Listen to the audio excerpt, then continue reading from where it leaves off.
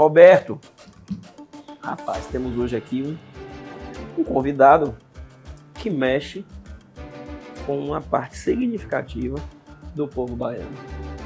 É pura emoção, né? Mas ele é gaúcho, ele não é nem baiano. Mas a Bahia recebe todo mundo. De braços abertos, com toda certeza. Baiano é uma questão de sentimento, né? Claro. Da baianidade, você não precisa nascer aqui para ser baiano. E ele caiu, né, no coração do povo baiano, especialmente porque aqui a gente tem duas nações, né? Isso. Quando você fala de esporte... Você representa um e representa outro. Aqui a gente hoje. A gente tem a nação tricolor e a nação rubro-negra, né? Bahia Não, sem esquecer os outros clubes também, que hoje são força no interior, né? Que estão crescendo, mas a Juazeirense, o velho... Alagoinhas, tem time... E apaixonante Ipiranga, o velho que era o mais querido, né? Porque Bahia, quem torcia para o Bahia, o segundo time era o Ipiranga, e quem torcia para o Vitória, o segundo time era o Ipiranga. Então, o Ipiranga tinha a maior torcida da Bahia.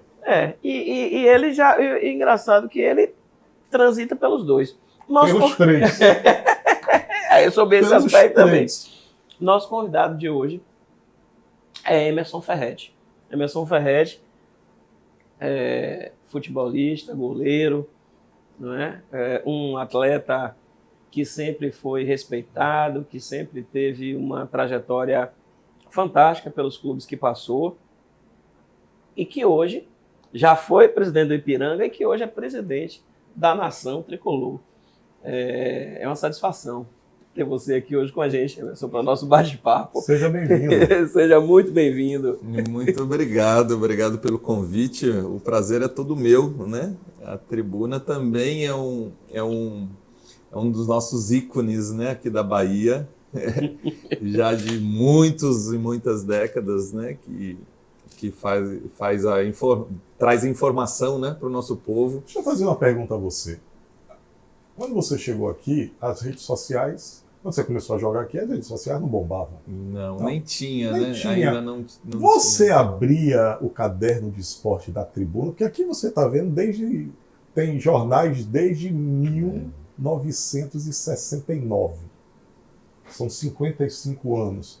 Vocês, como atletas, vocês liam as páginas do jornal? Eu acompanhava, sim, e eu tinha por hábito guardar, né? Porque era a minha carreira. Então, quando tinha algumas matérias, reportagens minhas, né, nos jornais, e a Tribuna era um dos jornais que eu tinha por hábito ler, né?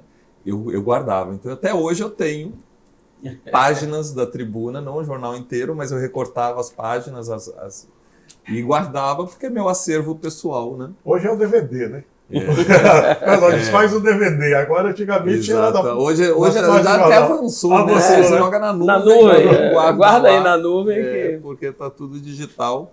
Mas você, na abertura, Roberto, falou uma coisa que eu gostei muito, né? O ser baiano é uma questão de sentimento. E é incrível como eu me sinto baiano desde o início. Como desde o primeiro momento que eu pisei, eu já conhecia a Bahia, lógico, por ter vindo jogar contra os times baianos algumas vezes e ter vindo, inclusive, de férias 2 vezes para cá, já ter uma ligação com o local e já ser encantado com a Bahia. Mas no dia 4 de janeiro de 2000, que foi o dia que eu cheguei na Bahia para me apresentar ao Bahia como goleiro, o novo goleiro do Bahia, ali eu já me senti em casa. É uma questão mesmo de sentimento. E eu me considero talvez mais baiano do que gaúcho, que foi o lugar que eu nasci, cresci. Pronto. E eu já tenho mais tempo de Bahia, que são 24 anos, do que de Rio Grande do Sul, que eu saí de lá com 23 anos. Você agora já está virando a chave mesmo, Já né? virei, há muito tempo. Porque é sentimento, né? Como você falou, é sentimento. Eu me sinto em casa aqui. Então aqui é meu lugar. Então, pegando esse gancho, então você nasce aonde? No Rio Grande do Sul? Eu sou natural de Porto Alegre, mesmo, Porto Alegre? da capital. Aí você nasce numa família gremista. Exato. E aí inicia sua vida profissional no Grêmio também? Isso. Eu comecei muito cedo no futebol, né? Inspirado pelo meu irmão. Eu tenho um irmão que é mais velho, 2 anos. Como é a família? Conta aí, pai, mãe, irmãos. Pai, mãe. Como é que foi a escola, esse começo, e aí você chega no futebol? Conta pra gente. Pai, mãe e um irmão que é mais velho, 2 anos, né? Todos ainda vivos, graças a Deus. Meus pais já são octogenários, né? E estão lá no Rio Grande? Então, eles moram lá, sempre moraram em Porto Alegre. Todo ano eu vou. Meus pais sempre vinham todo ano, mas agora eles estão mais idosos. Quem vai sou você eu, tem que né? se deslocar, né? Claro. E aí, quando meu irmão tinha 9 e eu 7 anos, o meu irmão entrou na escolinha do Grêmio. E eu, durante um ano inteiro, eu acompanhei meus pais levar meu irmão aos finais de semana para jogar no Grêmio, né? Ao final desse primeiro ano, eu pedi para entrar também, né? Mas já pedi para entrar como goleiro. Essa é a curiosidade. É uma posição que ninguém quer jogar, né? E ele disse assim, mas eu quero ser goleiro. Mas você tinha algum goleiro que você assistia e que ele dava... Que era seu ídolo, alguma coisa assim? Nessa época, com 8 anos de idade, que ano mais ou menos isso? Foi em 1980. 80. Eu sou de 71, eu tenho 52 anos. Quem eram os goleiros da época? O Leão era um goleiro que no futebol brasileiro... Raul, Cantarelli. Mas lá no Rio O Leão era mais marcante. Não, o Leão, porque eu acho que o Leão foi seleção brasileira. O Leão depois jogou no Grêmio. No Sul tinha o Benítez, no Inter, que era um paraguaio, né? Mas eu acho que o querer ser goleiro foi justamente, assim, até hoje, e olha que eu fui atleta há quase 30 anos, eu nunca gostei de jogar futebol com os pés.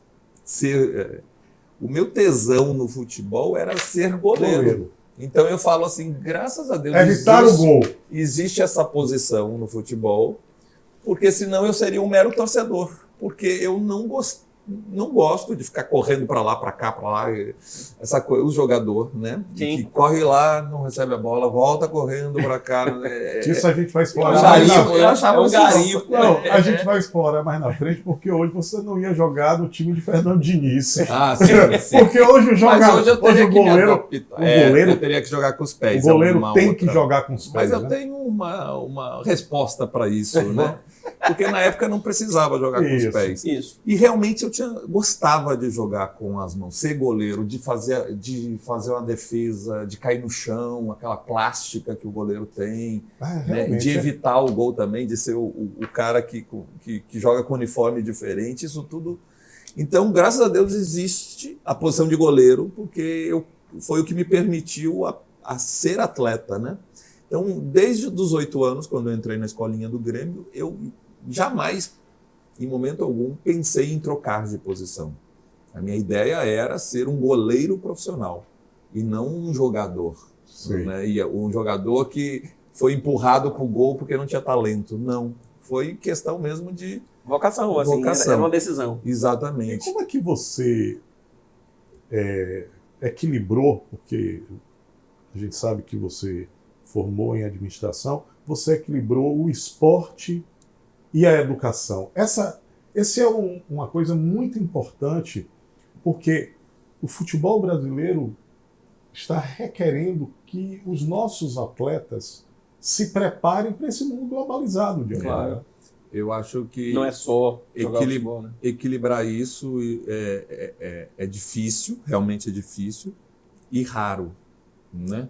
É raro ter isso, algum jogador que consiga equilibrar, e é raro porque é muito difícil. E também porque a maioria deles também não se interessa por levar as duas coisas, né? Estudar, né? Apostam quase tudo na carreira, né? E se você se tornar um jogador profissional, você não precisa de estudo, assim, você não estuda o estudo tradicional que você aprende na escola. Você vai ganhar o dinheiro. Se você tiver o talento, você chega e ganha se torna, né?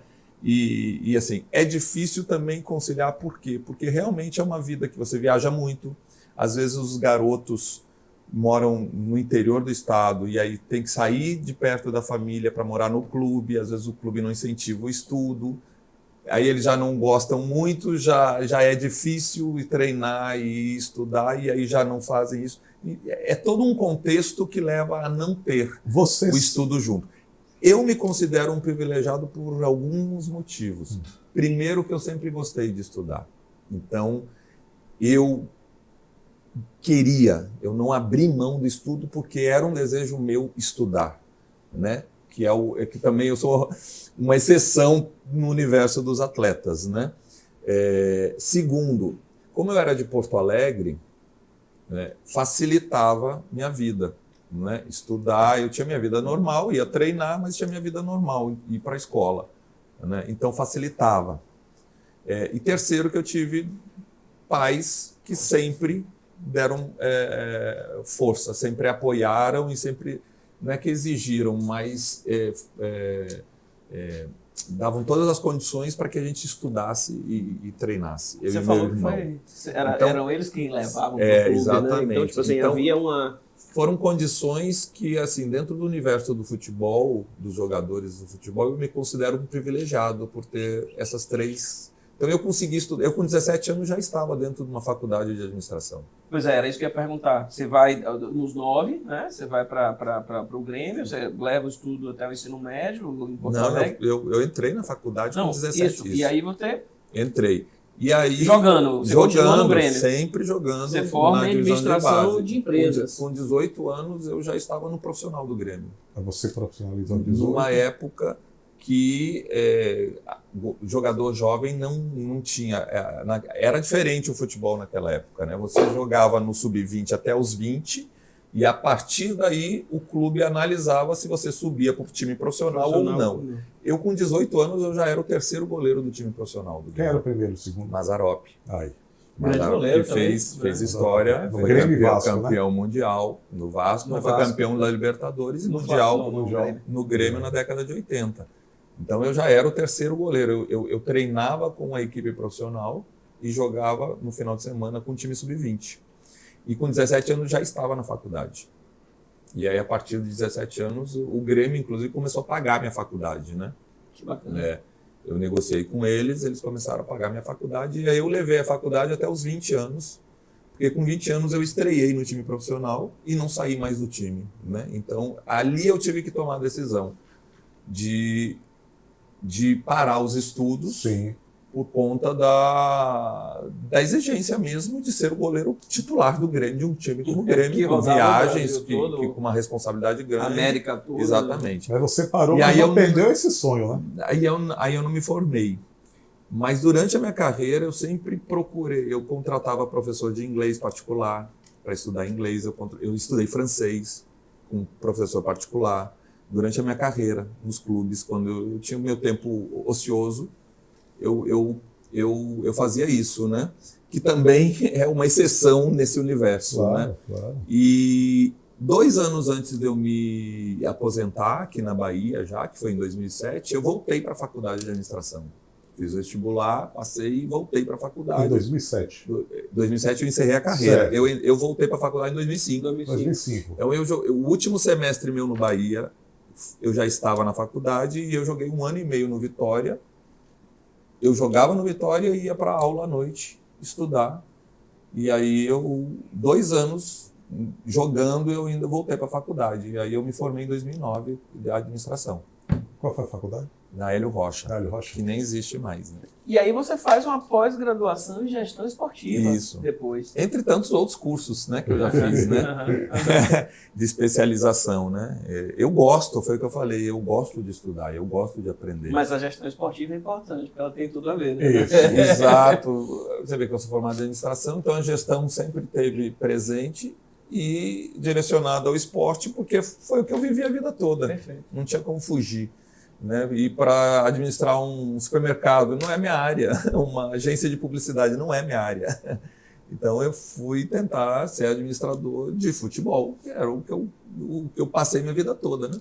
Agora, esse olhar, você falou uma coisa bem interessante sobre o goleiro. O goleiro tem uma estética própria, uma plasticidade na atividade, mas também ele tem um olhar privilegiado sobre o jogo, né? Porque ele passa mais tempo observando do que Observando. propriamente atuando, né? Então ele... A não ser quando o time toma pressão.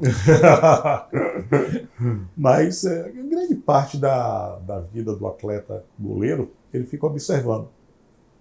Quando você começou, né, você já pensava em um dia ser gestor de futebol? Ou se já que você tem esse olhar de ser técnico, ou de ser um supervisor? Se eu disser que não, eu estou mentindo. Eu sempre ficava imaginando os clubes que eu jogava, assim, eu presidente desse clube, eu faria o quê? Eu ficava com essas ideias, né? E no Bahia, principalmente, que foi um clube que eu fiquei 6 anos e eu tinha uma abertura muito grande com a diretoria, eu comecei a frequentar um pouco mais a administração do clube. Sentava com o diretor de marketing, ficava conversando, entendendo o dia a dia, as coisas, né? Porque eu gostava de gestão, né? Então, eu imaginava poder comandar um clube, mas assim, eu não botei isso como uma ideia fixa. Certo. E aí, quando eu encerrei a carreira em 2007, me formei em 2009, apareceu o Ipiranga, né? Que estava numa situação muito difícil, estava fechando as portas, estava praticamente fechando, né? E aí eu comecei a ajudar. Eu vislumbrei a possibilidade de botar aquele conteúdo que estava muito fresco na minha cabeça, mas teórico, colocar em prática, junto com o meu conhecimento de futebol, de ser atleta, com o conhecimento teórico de administração. Mas e aí olha, apareceu o Ipiranga e eu comecei a ajudar para salvar o clube, na verdade, né? E, aliás, eu queria deixar um agradecimento em público aqui à Tribuna da Bahia, que foi parceiro do Ipiranga sempre, porque nós sempre recorremos à Tribuna para poder os editais de convocação, né, das nossas reuniões de conselho, tudo isso, e o Tribuna sempre entendeu a importância do clube e nos ajudou, né? Então, eu queria deixar um agradecimento Aproveitar, em público aqui. Então, até porque você é o homenageado com essa fala, né? Você, Marcelo, que é diretor, juntamente com o presidente Walter Pinheiro, todas as pessoas, todas as grandes entrevistas que a gente faz aqui, sempre a Tribuna está ao lado da democracia, da luta das liberdades, a defesa daqueles que em algum momento que mais estão excluídos, daqueles que precisam. A Tribuna é um território de luta social, sabia? A gente está aqui num território de luta social. E nesse caso específico, a Tribuna entendeu que salvar o Ipiranga era muito importante para a Bahia Esportiva, porque o Ipiranga é uma instituição centenária, que já foi o maior clube da Bahia, já teve a maior torcida da Bahia, com uma história linda. E é o clube do coração de Irmanduce. Exatamente, Jorge Amado também. Então, a Tribuna entendeu que esse trabalho que estava sendo feito lá precisava de apoio, de ajuda, né, para a gente salvar o Ipiranga. Por isso que eu faço questão de fazer esse agradecimento, porque foi muito importante para nós. Bom, eu fico honrado, fico feliz, né? A gente tem tido essa gratidão, você externar isso aqui é muito importante para todos nós que fazemos a Tribuna da Bahia, né? E aí eu vou começar com o Brito, que é o nosso diretor de esportes, Paulo Roberto Sampaio, que é o nosso diretor de redação, nosso presidente também, né? Gerson Brasil, que é o secretário de redação, todos os editores, todos os jornalistas, todos os funcionários. Transmita a eles, nosso por presidente, favor. Walter Pinheiro, né, que ele sempre foi muito compreensível com as causas, nossas causas. Graças a Deus isso tem sido uma tônica ao longo desses 55 anos. Mas olha, Emerson, eu tinha uma curiosidade também, antes da gente entrar nesse trabalho extraordinário que você fez no Ipiranga e agora nesse novo desafio que é ser presidente do Bahia. Eu queria lhe perguntar um pouquinho sobre essa trajetória do profissional, do jogador de futebol, do goleiro, né? De forma muito rápida, você dá uma pincelada nisso. Quer dizer, Qual o clube que você mais se identificou? Né? Sua relação de goleiro com a torcida, né? Em que momento essa sua vida ao longo do Emerson Ferretti, atleta ali jogando em campo, né? Isso lhe marcou? Que momentos mais lhe marcaram? Fale um pouco da sua trajetória dentro de campo. Vamos lá. Como eu falei já anteriormente, eu comecei no Grêmio com 8 anos de idade e eu fiquei no Grêmio durante 15 anos. Eu passei toda a minha divisão de base, né, no Grêmio. Fui para a seleção brasileira sub-15, sub-20. Você foi vice-campeão mundial. Ele foi vice-campeão mundial. Você perdeu a final? Perdemos, né? Você não, nós perdemos. Nós perdemos para Portugal em 91, né? Portugal, na época, foi a melhor geração de jogadores de Portugal. Tinha sido campeão mundial sub-20 em 89 e depois sediou o Mundial em 91. Nós fomos lá e a final foi Brasil e Portugal. E o jogo final foi no antigo estádio do Benfica, o Estádio da Luz, e que quando bateu 128 mil pessoas no estádio, eles fecharam as catracas para não deixar entrar mais gente. Rapaz, tamanho, pressão, 128 mil pessoas. Tinha algum jogador que vingou do outro lado?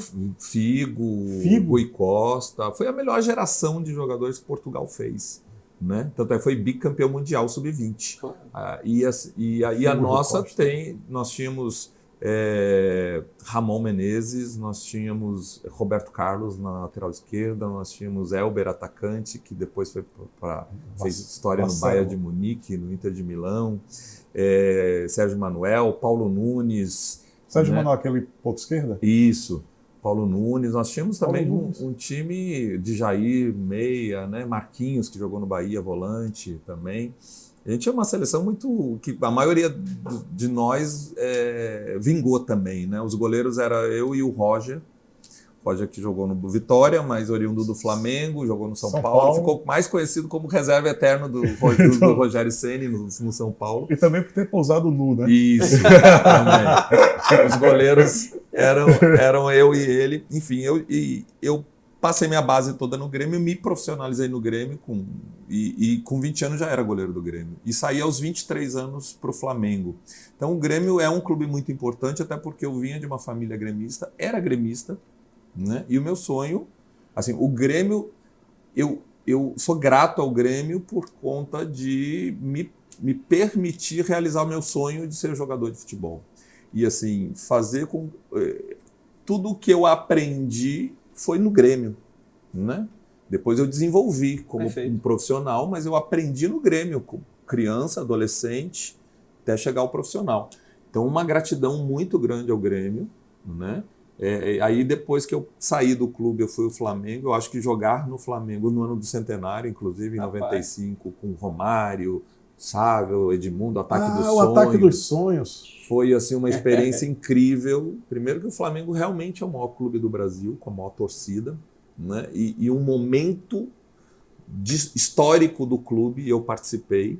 Apesar de a gente não ter ganho nada dentro de campo. Impressionante. Mas o momento foi muito interessante ter vivenciado aquilo tudo e ter convivido com tantos craques, né? Porque o Flamengo montou uma seleção naquele ano.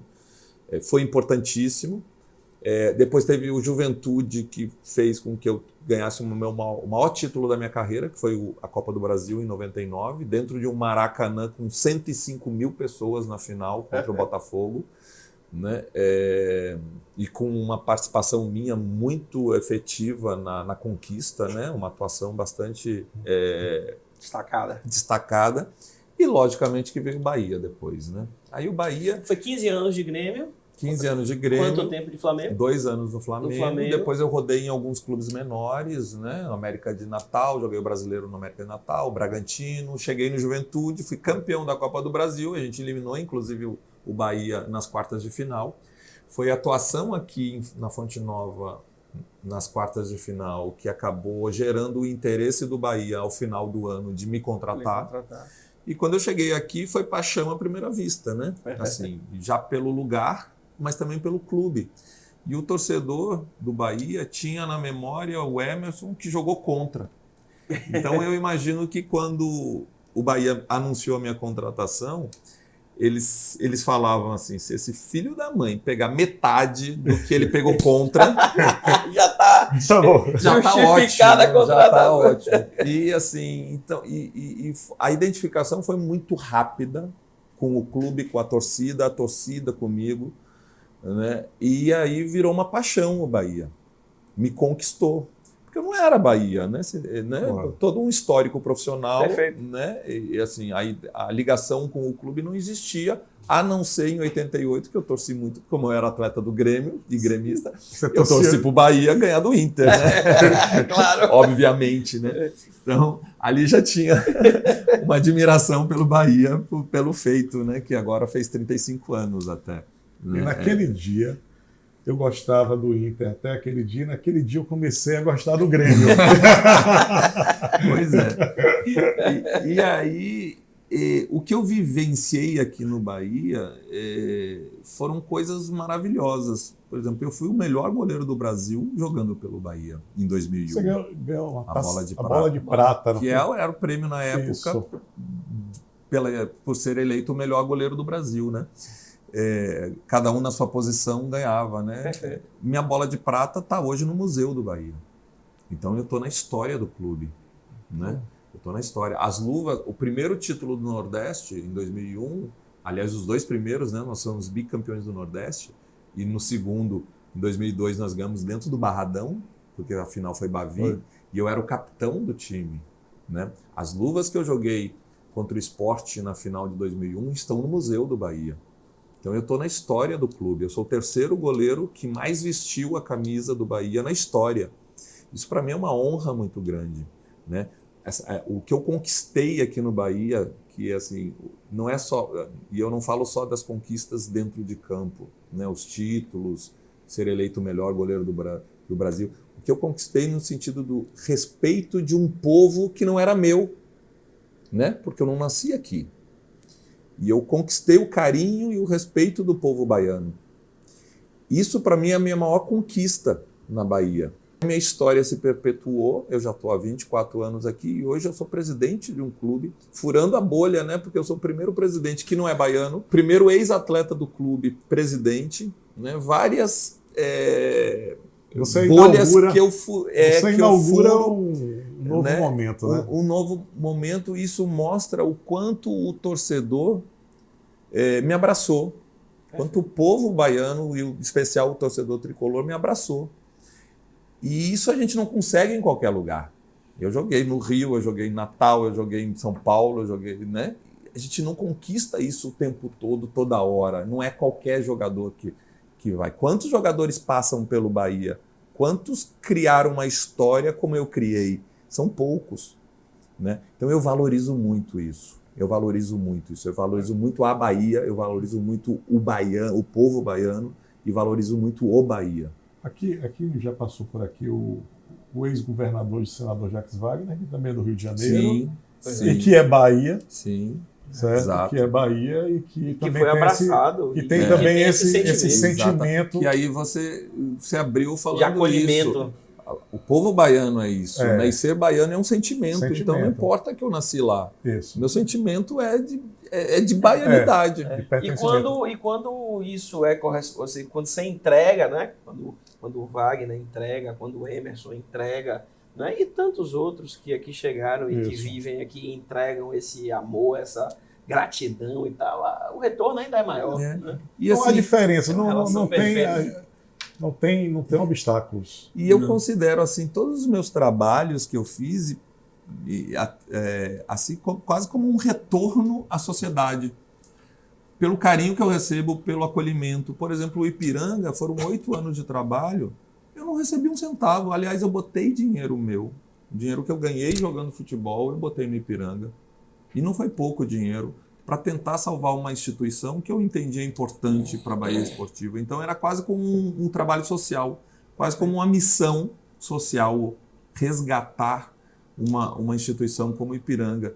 E eu encaro isso como uma devolução ao que a Bahia me dá. Que bom. É uma troca. Deixa eu voltar um pouquinho para a gente para sua presidência no Bahia, mas eu queria ouvir um pouquinho. Muita gente gosta do papo de boleiro. Sim, com certeza. Papo de boleiro. Vamos botar a bola no chão. Assim, você passou por vários técnicos, né? Quem foi o técnico assim que você, ou alguns técnicos que lhe marcaram, né, na sua vida? O que é que ele lhe ensinou?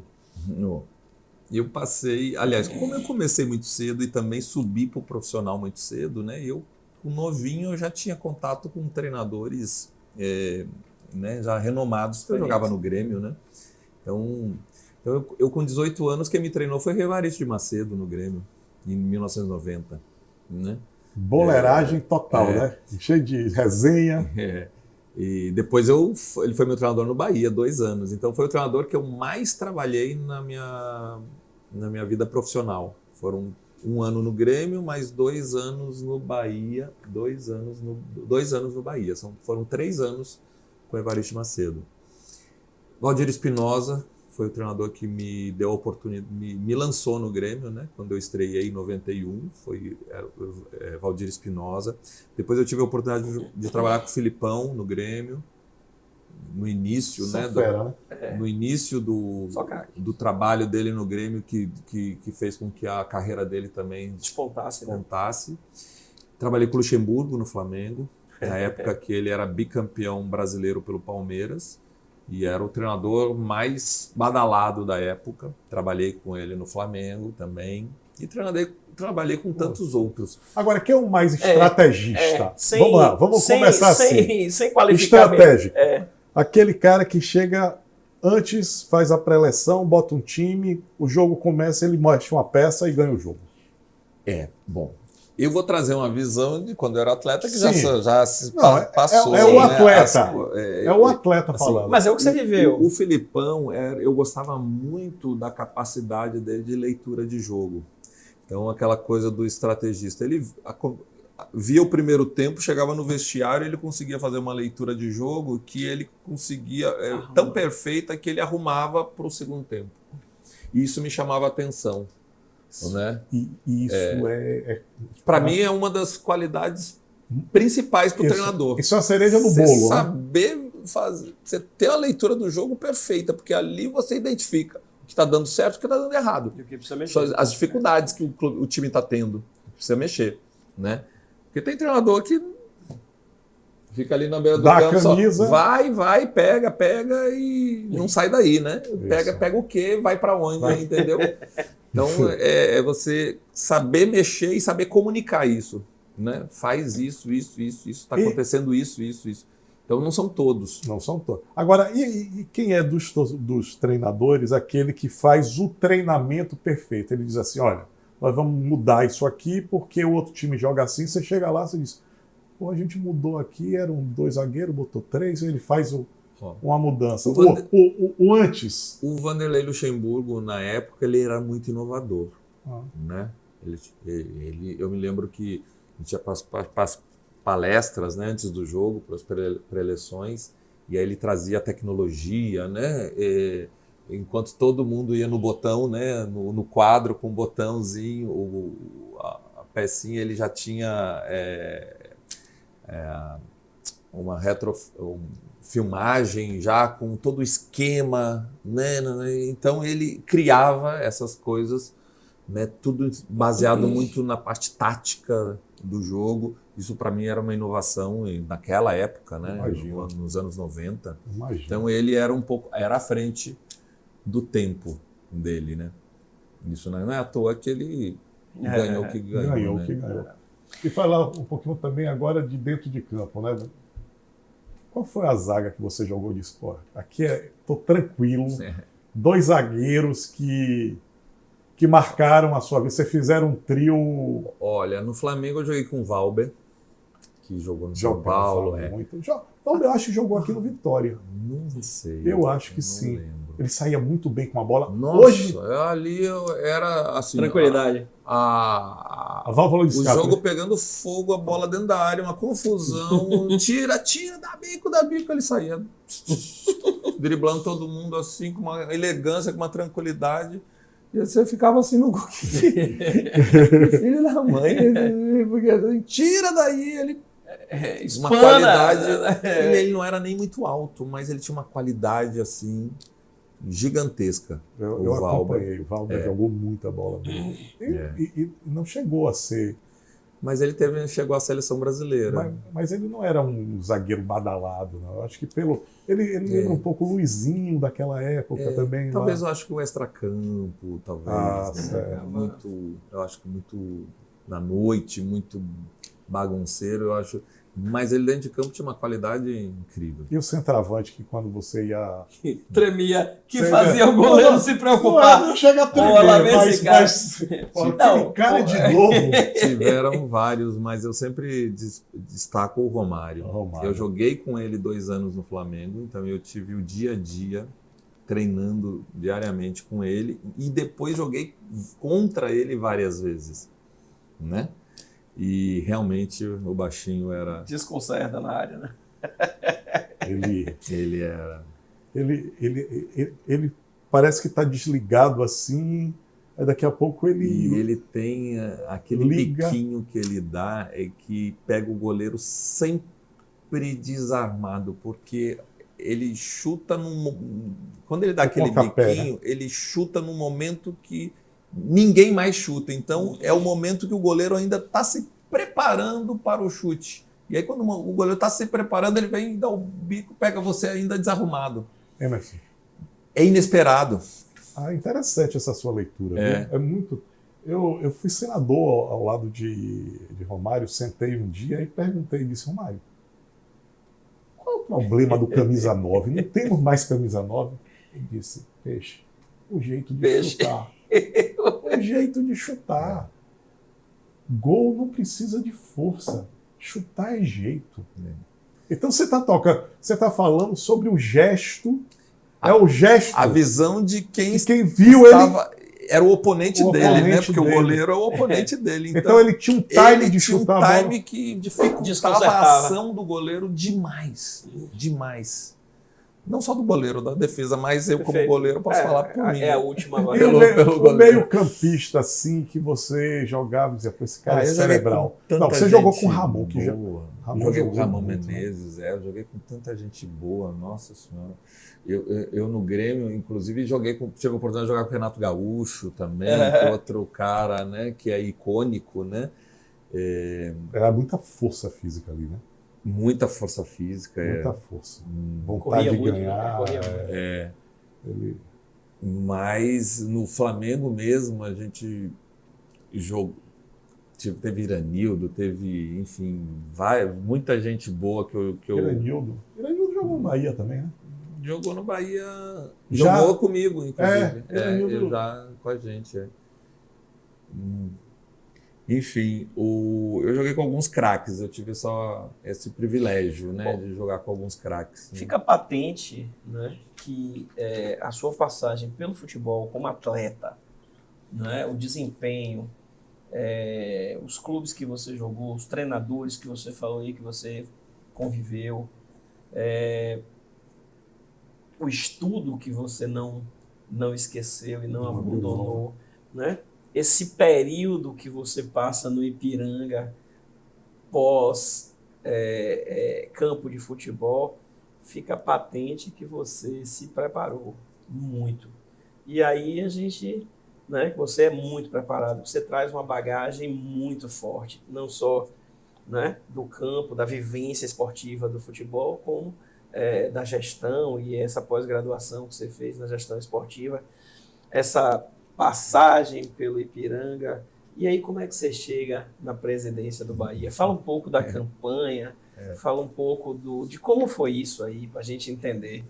Eu não caí de paraquedas na presidência do Bahia. Foi assim, um sonho que eu não colocava assim como uma meta e nem perdia meu sono. Eu quero, né? Mas um desejo que foi... E E fazendo uma leitura, olhando para trás, tudo que eu vivenciei acabou sendo uma preparação para chegar aqui. Então, os 8 anos no Ipiranga foram importantíssimos, que me deram a experiência de gestão, que eu não tinha, eu era atleta. Né? Ipiranga, apesar de ter sido um trabalho diferente, de reconstrução, porque Ipiranga não tinha nada, né? Mas me deram essa experiência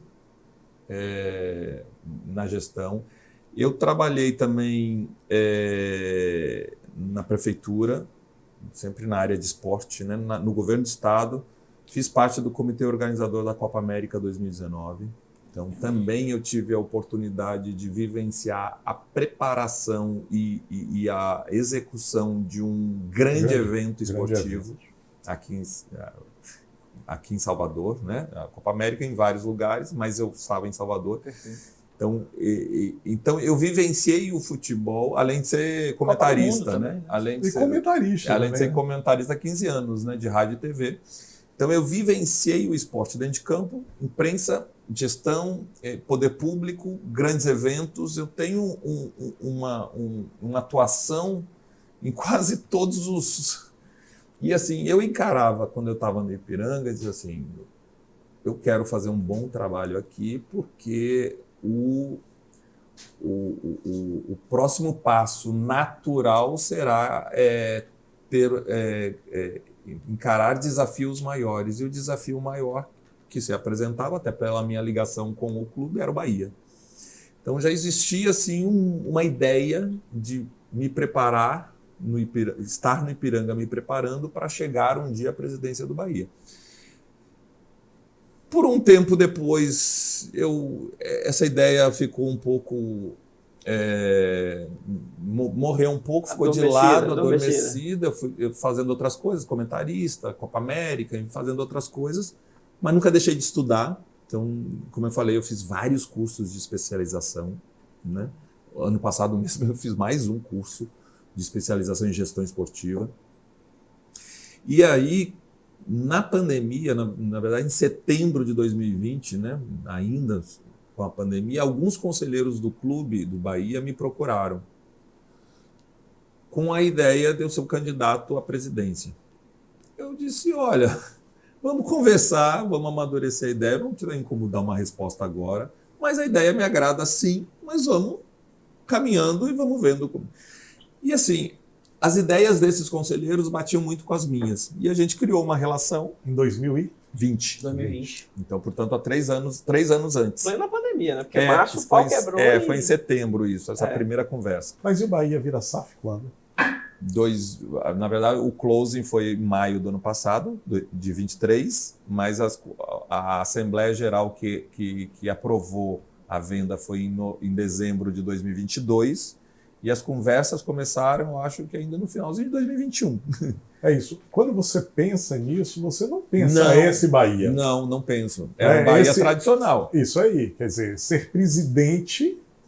Porque era um desafio, porque comandar o futebol é um desafio muito grande, muito grande. Então eu já comecei ali aos poucos, como as ideias com esses conselheiros começaram a convergir, eu já comecei a intensificar minha preparação, minhas articulações, meus estudos, né, pensar como seria uma gestão no Bahia, mas sem uma decisão tomada. Mas as coisas, o universo foi conspirando a favor. Né? As coisas foram acontecendo, né? E chegou um momento, ano passado, tipo em agosto, que eu precisei tomar a decisão, né? E disse assim, não, realmente eu vou. Mas já estava assim, quase 3 anos amadurecendo. Então ali foi só a tomada de decisão, mas eu já estava com isso na cabeça, e você sabe que a gente joga para o universo, a coisa, né, vai... E eu senti que estava indo natural o processo. Foi isso que me fez seguir. Foi isso candidatos? Que foram 5 candidatos, né? Foi isso que me fez acreditar que era o momento de concorrer, que poderia ter sucesso, porque eu senti um processo muito natural, nada forçado durante isso, inclusive na campanha. Né? Quando eu tomei a decisão e fui, eu senti que era o momento, eu estava muito confiante. Então foi uma preparação né? Sem ideia fixa, porque se não acontecesse também ok, mas foi uma preparação que foi dando tudo certo e se encaminhou e deu certo. Então era porque era para ser. Tinha que ser. E você é sucessor do mesmo grupo de Belitani? Não, aí também uma confusão. Nem sim, nem não, Roberto. Nem sim, nem não. Muita gente diz que é uma sucessão porque o meu vice, o Paulo Tavares, é do mesmo grupo, né? E o grupo o Simplesmente Bahia, que é o grupo do Belitani, me apoiou, né? Então dizem que eu sou uma sucessão, mas eu sou apartidário.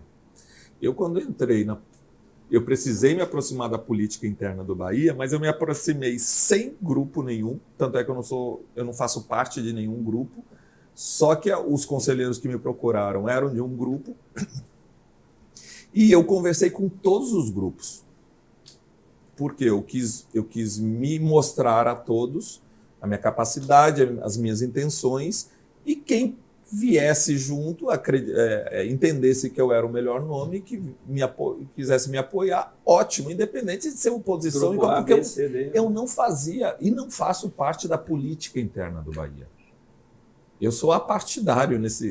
Então eu sou um outsider, né? Como foi fala da política interna do Bahia, e que se viesse quantos grupos quisesse de oposição ou situação que viesse me apoiar, ótimo. Minha ideia era unir todo mundo, porque é o Bahia que conta, não é o grupo A ou o grupo C ganhar. E eu fechei com o Paulo, que é do mesmo grupo de Guilherme, e logicamente que o grupo me apoiou. Então, falam que a gente é uma continuidade. Por um lado, assim, e não é, assim, porque eu não sou do grupo deles. Eu sou apartidário, eu não sou de grupo nenhum. Então, o cabeça, que é o presidente, que tem a caneta, não é de grupo nenhum. Perfeito. Né? Mas tem o apoio de alguns grupos, entre eles o grupo de Guilherme. Então, assim, você entra no Então, não é nem negando o apoio, porque foi importante, mas não é uma sequência, é a gestão do Emerson. Né? Perfeito. Que tenta até hoje, nas reuniões do conselho, trazer todo mundo para junto. Perfeito. Independente de ser oposição, situação, eu quero vocês juntos. Melhor para o clube. É o Bahia, todo mundo ali não ama o Bahia, então por que a gente não trabalha junto? Perfeito. Do que ficar brigando internamente por poder. Perfeito. Eu acho isso é interessante. Contraproducente. Não, você traz uma coisa interessante, quer dizer, você pensa em um grupo, pensa em ser presidente em uma estrutura de clube, e você se torna presidente em um novo arranjo de governança. Exato. E aí eu quero fazer aqui uma homenagem a dois grandes Bahia que pediram para fazer uma pergunta a ele, né, que é o amigo Paulo Bastos e Cid. Paulo, que é meu irmão, e Cid, que a gente é amigo e trabalhamos juntos, disse: veja só, a sua presidência, você pode falar do Cid, você pode ser a voz do torcedor do Bahia frente aos majoritários, né? Então, e o Cid pode falar do Bahia? Como é esse arranjo? Esse é o sentimento, né, Marcelo? Exatamente. Muita gente querendo entender isso. Entender é que isso funciona. Mas está confuso ainda. Porque tudo que começa gera ainda. E nós somos a primeira gestão pós-closing. Nós, os primeiros meses, ainda estamos nos primeiros meses de gestão, ainda entendendo o tamanho que o clube ficou, a relação com a SAF, né, com o City, como é que é. A gente está entendendo ainda, porque é uma novidade para o clube ter um sócio no futebol.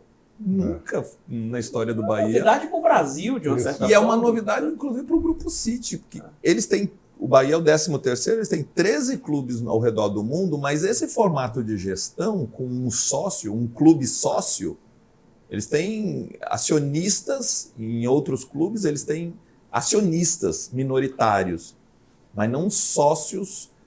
Os sócios um clube, sócios, né? Um clube como sócio. Então, para eles, Grupo City também é uma situação única que eles não tinham ainda em nenhum dos clubes que eles administram, eles vivenciam. Então, para eles também é uma situação nova. Então, a gente está entendendo ainda essa relação. Logicamente que existe um contrato que baliza isso, né? Mas o dia a dia a gente está entendendo ainda a situação, tanto o nosso lado quanto o lado do City. A relação é amistosa, muito amistosa com o CEO, o Raul Aguirre, com o Cadu, que é o CEO de futebol, com a gestão, com a administração do City, da SAF, né? Nós temos obrigação de ser a voz do torcedor junto à SAF, e aí respondendo já a sua pergunta, né? Porque nós somos o clube. O sócio do Bahia é o sócio do Bahia o dono do clube. O sócio do Bahia tem assento no conselho de gestão? Tem no conselho de administração. O sócio não, o Bahia... Através do... quando eu falo sócio, eu quero dizer através do presidente. Perfeito. Tem uma cadeira no conselho de administração. Nós temos a obrigação de ser a voz do torcedor, porque o torcedor é o dono do clube. A SAF é uma empresa privada, que tem 2 donos, o Grupo City e o Bahia. Né? Então a gente é um minoritário. Pronto, isso fazendo um paralelo com as sociedades anônimas, empresas de SA, vocês no conselho fazem a voz da minoria. Exatamente. É a voz da minoria. Exatamente. É como se fosse e aí a gente traz a voz da torcida, porque... a voz da minoria, entre aspas. Minoria que acaba, no minoria contexto contratual. Exatamente. Mas que talvez aquilo que você falou que é uma novidade para o City, e eles vão ter que aprender a lidar com isso. Porque é uma minoria lá no contrato, mas uma... Não diz o hino que nós somos do povo o clamor, nós trazemos o clamor do povo. Perfeito. Para dentro da negociação. Essa vai ser a grande reinvenção que você vai fazer aí, porque a gente tem uma cultura futebolística onde os presidentes falam de futebol. Sim. Então, a torcida pede para que o presidente diga, olha, vou contratar, não vou contratar, esse jogador vai sair. Né? Então, é uma nova cultura organizacional. Esse técnico tem que sair. Estamos vendo um zagueiro, um centroavante. O presidente, por a pressão de imprensa e torcida é tão grande que o presidente o tempo todo tem que estar se manifestando, se posicionando. Isso é a cultura do futebol brasileiro, não é só no Bahia, em todos os clubes, né? Ele é cobrado, ele tem que se posicionar. Ele é o porta-voz, né? Exatamente, acaba indo. Quando perde 2, ele tem que ir lá se posicionar se o treinador ainda vai ficar, se está prestigiado ou não. E acabou isso no Bahia, vai ser diferente isso. Contratualmente, não sou eu que sou o porta-voz do futebol, não é mais o presidente do Bahia, e não vai ser o Emerson, não vai ser o próximo presidente. Contratualmente, o único que é o porta-voz do Bahia é o CEO de futebol, que é o Cadu, e o Grupo City tem por metodologia de trabalho não se pronunciar o tempo todo. Você vê que o Cadu não aparece, ele não fica o tempo todo dando explicação, vamos trazer um zagueiro, estamos tentando fulano, que posição... Não.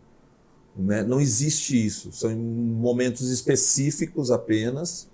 E isso é um choque para a nossa cultura, para a nossa torcida. É um choque. E que vai ter que, o ajuste, porque eles também não sabem, não é que não sabem, porque o Grupo City, logicamente, para comprar o Bahia, eles avaliaram e estudaram muito o clube, né? E como funciona tudo. Mas a cultura do futebol brasileiro é diferente da Inglaterra, lá que eles... Né? Então, é um ajuste das duas partes ainda. Mas o torcedor do Bahia vai ter que acostumar que o porta-voz é o Cadu, ou qualquer outro que venha a substituir no futuro, né? É o Cadu, e em momentos específicos. Quem fala de futebol é o treinador após os jogos ou nas coletivas, durante a semana que tiver, ele fala e ele se reporta sobre as questões do time. Né? As questões de contratação, avaliação, o Grupo City não tem o hábito de explanar isso, né? De publicizar isso. E lembrando que a SAF é uma empresa privada. O clube, antes...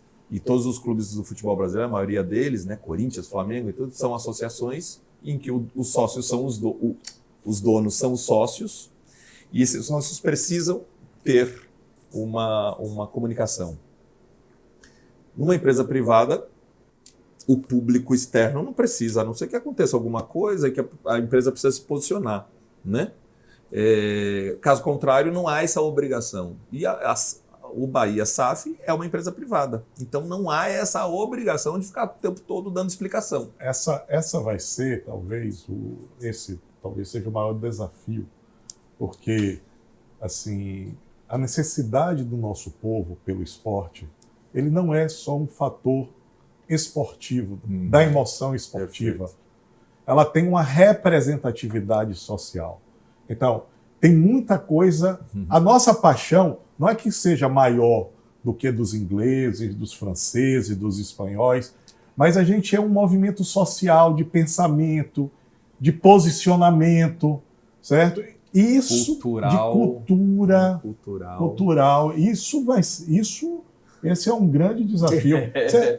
A Bahia foi assim, dos tem estados... muita gente aqui no Brasil que vive futebol, ou seja, é torcedor do Bahia, ele vive o Bahia. Isso. Então não ter essa comunicação do clube para ele é quase que a morte. É a morte.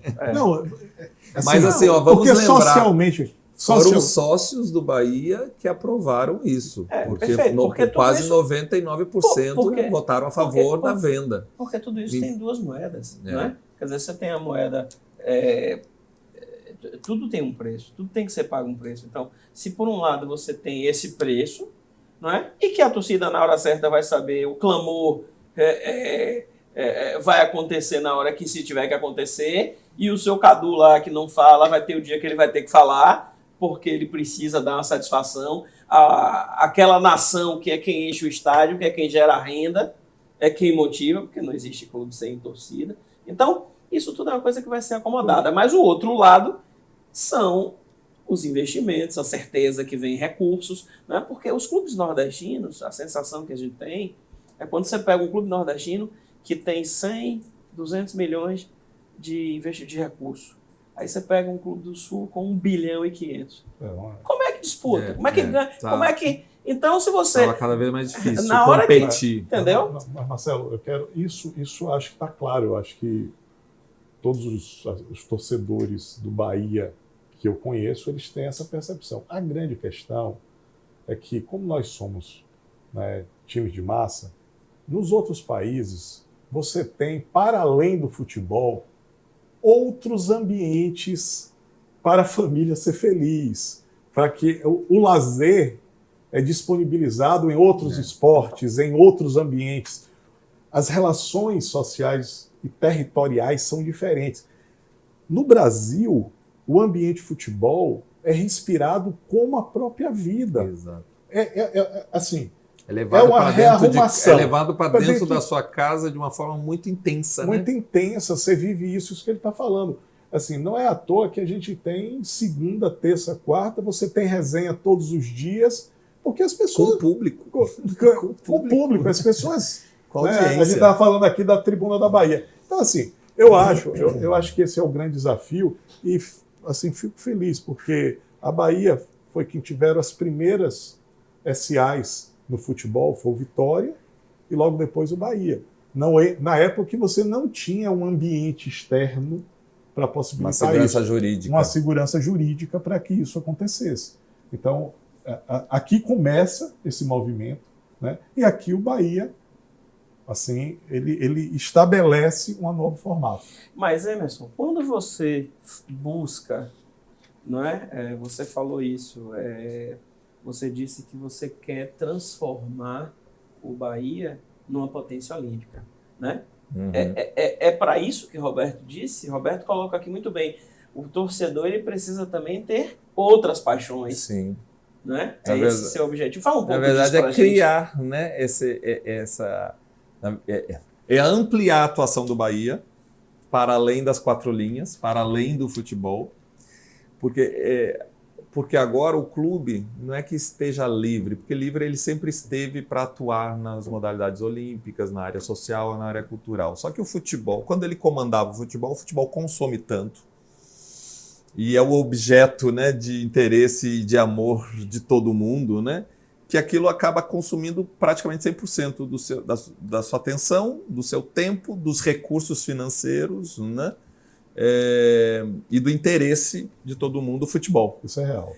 Então, não sobrava espaço nem dinheiro para outras coisas. Como a gente no futebol tem esse parceiro fortíssimo, que é o Grupo City, né? A gente agora pode cuidar dessas outras áreas. Então, ampliar a atuação do Bahia para a área olímpica, para a área social, a área cultural, de uma forma que orgulhe o torcedor tricolor e que o torcedor tricolor possa vivenciar o Bahia não só na Fonte Nova ali, no momento que tem jogo, no domingo ou na quarta-feira, mas vivenciar o Bahia num ginásio, torcendo para o time de basquete, de vôlei, ou no remo, ou no skate, enfim, ou em eventos culturais, ter o Bahia presente em eventos artísticos, culturais, sociais, cuidar do povo, do nosso torcedor, da nossa gente, o Bahia cuidando da nossa gente. Então, é isso que a gente pode fazer e vai fazer. Quando você buscou o Comitê Brasileiro de Clubes, é com esse objetivo? Com esse objetivo, justamente. É um dos compromissos da campanha, inserir o Bahia no ambiente olímpico. O que seria isso? Criar as modalidades olímpicas, fazer com que o Bahia seja uma referência, primeiramente na região, no Nordeste, como uma potência olímpica. E a filiação ao Comitê Brasileiro de Clubes foi o primeiro passo dado, porque entende que é uma instituição fomentadora do esporte olímpico, importantíssima nessa cadeia, nessa indústria olímpica, né, nos ciclos olímpicos. O CBC faz esse trabalho muito bem feito. Isso. E estar presente dentro do CBC foi o primeiro passo nosso para que a gente comece a organizar o Bahia Olímpico, né? Que vai ser feito em etapas, vai ser feito devagar, mas o primeiro passo foi dado, que foi a filiação ao CBC. Vamos lá. Olha, a gente tem o ponto a ponto, né? Que são as perguntas, a entrevista interessantíssima, extraordinária. Tenho certeza que a nação tricolor vai vibrar e vai vibrar com os projetos do seu presidente. Mas eu queria, só para finalizar essa parte, Roberto, me permita, antes da gente entrar no ponto a ponto. Depois eu quero fazer uma pergunta. Faça a sua. Pronto. Então faça você.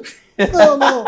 Veja só, uma das coisas que eu sei que deve ser uma preocupação de todos os dirigentes e de nós que somos apaixonados pelo futebol e pelo esporte, é que o esporte é um lugar de competir, mas também é um lugar de incluir. Quem é apaixonado pelo esporte sabe a quantidade de oportunidades que surgem, seja no campo de futebol e todos os outros outras modalidades. A indústria do futebol não, do esporte é muito grande. Como é que a gente vai tratar, Emerson, essas várias formas de violência e exclusão que estão usando agora a plataforma futebol para colocar-se em favor de uma paixão que não é paixão? Exato. Então, esse talvez seja um desafio. É um paradoxo aí, né? Como é que você ama e você agride quem você ama, ou você leva a violência a um ambiente em que você ama, né? Isso aí eu queria trazer isso porque vários atletas estão sendo vítimas, famílias têm perdido pessoas, porque nessas brigas de gangue não são torcidas, são gangues organizadas. Como é que a gente vai trazer de volta aquele tempo, e eu sei que talvez seja até um sonho impossível, que você vivenciou, onde a torcida do Bahia e Vitória tinha torcida mista, as pessoas sentavam, é mista não é porque, elas sentavam amistosamente. Não tinha divisão física entre as torcidas, né? Não havia essa necessidade de dividir quem era tricolor e rubro-negro, porque eles não tinham essa questão da briga. Eu acho que nossas perguntas se complementam, né? E aí eu já vou fazer e você responde no contexto para a gente ir para o ponto a ponto. Na verdade, o Bahia tem um núcleo de ações afirmativas, né? Que eu imagino que seja uma estrutura que ataque todos esses pontos. E aí vem uma outra questão, né? que você, em 2022, teve a coragem de publicamente assumir a sua homossexualidade, né? Você fez isso num programa, inclusive, e tudo mais. A gente queria saber disso que Roberto coloca, dessa ação que o Bahia tem, que já existe, e que eu imagino, a gente imagina, e aí eu quero lhe ouvir, mas que isso se firme, né? Até onde isso ainda pode lhe atrapalhar, isso incomoda, porque a gente sabe que preconceito é uma coisa muito triste, muito feia, e que muita gente ainda cultiva isso. Então, fala um pouco pra gente disso tudo. Pronto, isso complementa mesmo. Né? Eu acho que essa questão da violência é um problema muito maior do que só o futebol, né? É um contexto social e de talvez muitas insatisfações de muitas pessoas com limitações, né, financeiras, enfim, crescem com muitas frustrações pelas limitações. Então é um problema social que todo mundo precisa estar envolvido. O governo, as instituições, enfim, um problema maior. O futebol, eu acho que potencializa isso, porque o futebol acaba se transformando, se você parar para observar, um estádio de futebol é uma reprodução das arenas romanas, em que iam os gladiadores lá se matarem. E hoje é chamado de arena, né? E iam público vibrar com aquela carnificina que acontecia ali. E ali eram atletas, guerreiros, né, que eram os protótipos de masculinidade, de físico, né, que todo mundo gostaria de ser um daqueles. Porque ali simbolizava o homem, né, a força do homem, né? E o futebol é isso. São 11, agora tem o feminino, mas assim, são 22 homens ali, atletas, que todo mundo que vai ali assistir gostaria de ser um deles, né? Desejaria estar ali dentro. Então ele ali é o simbolismo, né, da masculinidade, da força do homem, enfim, né? Só que aí você escolhe um lado para torcer, e quando acontece a vitória, né, o triunfo, um time vencer, é uma catarse que acontece maravilhosa, uma festa linda, você sai de lá leve né? Mas quando acontece o contrário, toda aquela frustração que já vem de outras questões sociais, de família, de financeira, aquilo acaba extravasando ali também. Então você vai de 8 a 80, muito fácil dentro em nome do amor ao clube, né? Você extravasa isso tudo em nome do amor ao clube. Para resolver isso, precisa um envolvimento maior, né? Porque as pessoas já vão para dentro com essas insatisfações, com esse lixo dentro, né? Se der tudo certo, ótimo. Se não der, eles aproveitam. Mas você não acha que o esporte, por exemplo, a Inglaterra tomou com punição. Pois é. E aí, eu acho que a gente um envolvimento de coisa, e eu acho que só vai resolver na dor. Na dor, quando assim, punindo, né? Punindo. Não existe a multa para infrações de trânsito, você botar o carro em cima da calçada. Não pode. Enquanto não te multarem, você vai continuar botando. Aí você multa uma vez. Você vai lá, põe de novo, multa de novo, você para. Né? Então, quando tiver punição, vai melhorar. Mas os clubes têm uma função importantíssima, e aí entra na sua parte da pergunta, de assumir essa importância social que os clubes de futebol têm, já que eles mexem tanto com as pessoas no país todo. E você foi muito feliz quando trouxe isso, né, que o futebol é muito mais do que só um esporte aqui no Brasil.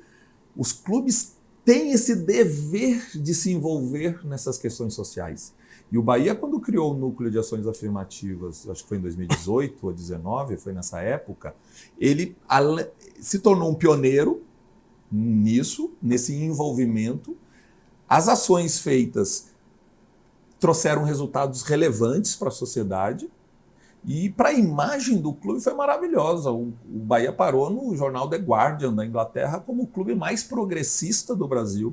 E o fato de ter eleito agora o primeiro presidente assumidamente gay do futebol brasileiro, que foi o primeiro, eu já fui o primeiro atleta da história do futebol brasileiro a se declarar gay em mais de 100 anos de futebol, né? E agora eleito presidente, o Bahia reforça que é um clube que respeita as diferenças, que é um clube inclusivo e está dando um grande exemplo ao resto do futebol brasileiro e à sociedade brasileira.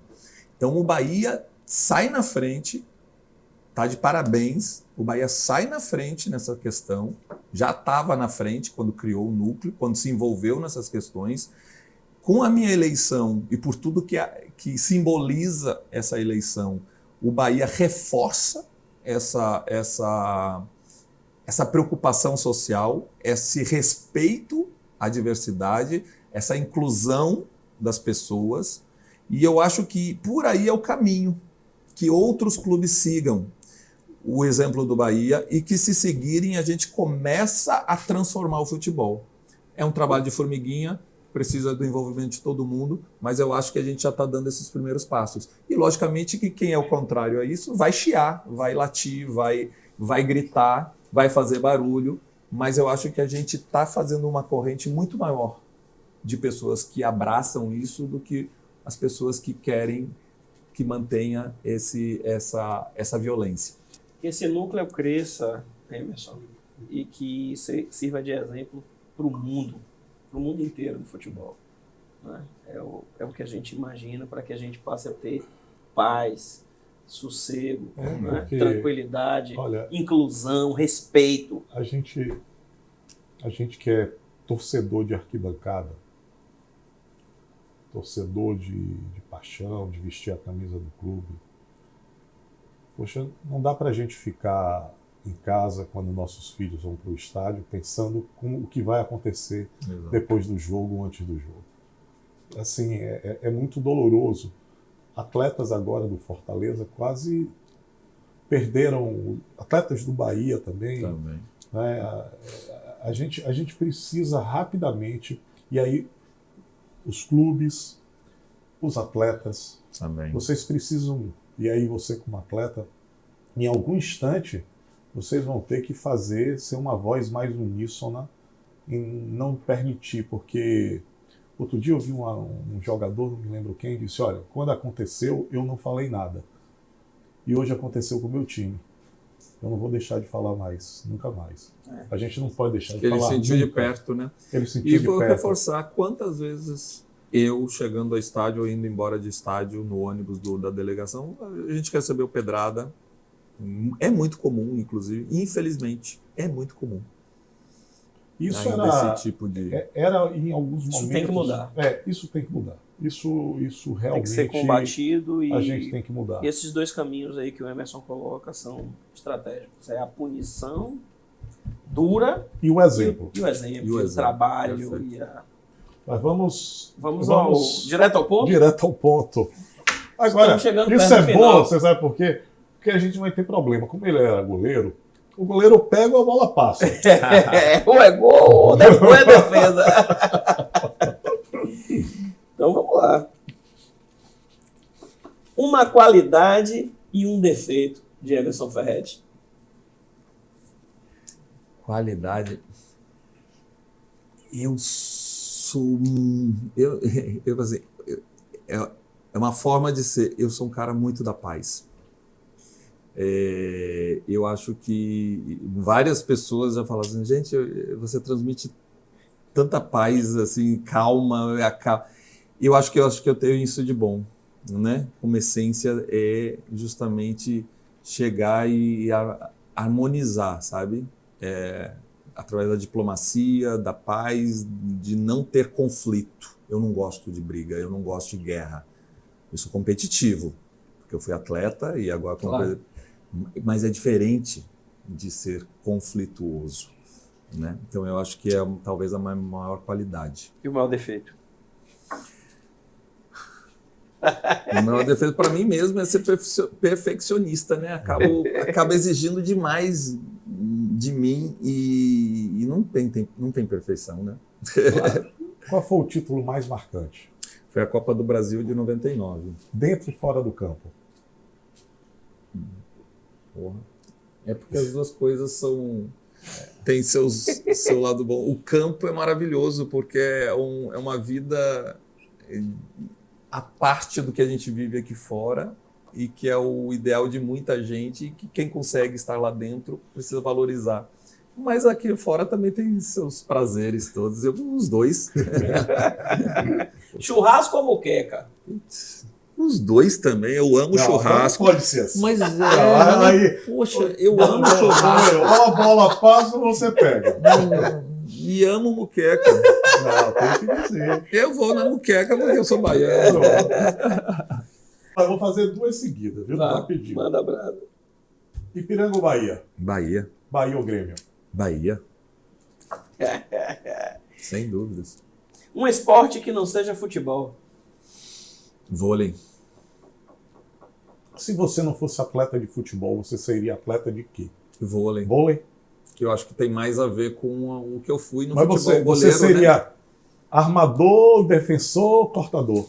Talvez defensor, né? Defensor. Já que eu me especializei em defender. Uma decepção.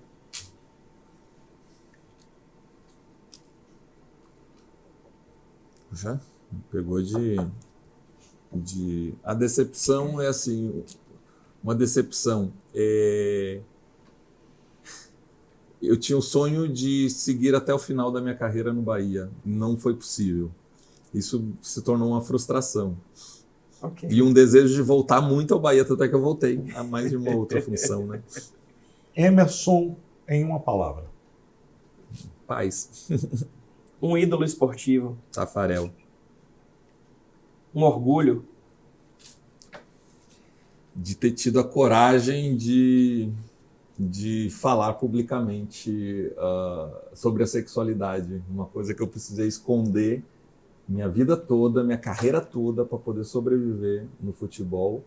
E eu nunca imaginei que eu teria essa coragem. Eu ainda não digeria isso, assim, que eu fui capaz de fazer isso, de virar um exemplo para tantas outras pessoas LGBTs que veem o futebol como um ambiente hostil.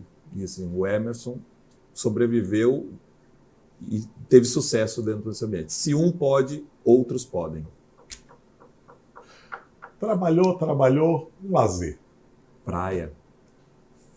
Virou baiano mesmo. O cara torce pro Bahia. Come muqueca, gosta de praia. Aí é baiano. Você se considera uma pessoa realizada, Emerson? Sim, sim. Na maior parte ainda tem muitos objetivos, mas sim, olhando para trás, com certeza muito mais realizado do que frustrado. Só uma curiosidade, você ainda joga uma bolinha? Não. Só em algum jogo comemorativo, festivo, algum jogo grande, algum evento que tenha, em que eu seja convidado, mas o dia a dia não tem mais esse... Bom, chegamos ao final. O ponto final é a última pergunta do programa. Você construiu uma trajetória, né, com lutas, resiliência, dificuldades, vitórias. E nosso programa, quando chega no final, a gente pede que o nosso convidado ele fale do que ele quer deixar de exemplo, do que ele imagina que as gerações que vierem atrás do trabalho que ele tem feito carreguem como seu legado, como uma das suas marcas. O que é que você quer deixar registrado para as futuras gerações? Bom, eu acho que eu já acabei indo por esse caminho, não era um objetivo, como eu falei. A partir do momento que eu falo abertamente sobre a minha sexualidade e trago o assunto no ambiente do futebol, que sempre foi ignorado, como se não houvesse isso dentro do futebol, e há muitos, né? Mas sempre foi um assunto ignorado. Quando eu trago isso, eu acho que eu já estou deixando um legado para além das 4 linhas, porque o legado esportivo é só dar um Google lá e ver a minha carreira, existe. mas o legado fora das quatro linhas, né? Por ser o pioneiro em falar, por ser o pioneiro em estar na posição que eu estou hoje como presidente e poder ser um exemplo para tantas outras pessoas. E principalmente ser a bandeira do respeito, trazer essa bandeira comigo, né? Então eu acho que eu estou ajudando o futebol a evoluir. O futebol sempre está um pouco atrás, eu falo, sempre 2 passos atrás da evolução da sociedade, porque é um ambiente tão fechado, machista e com todas as, né? A partir do momento que com as minhas ações eu consigo levar um pouco de luz para isso, né? Eu estou ajudando o futebol a evoluir. Isso é um legado, isso é uma missão que agora eu estou entendendo com mais força, né? E eu estou muito disposto a ser essa pessoa. Então eu acho que eu quero ser lembrado por isso.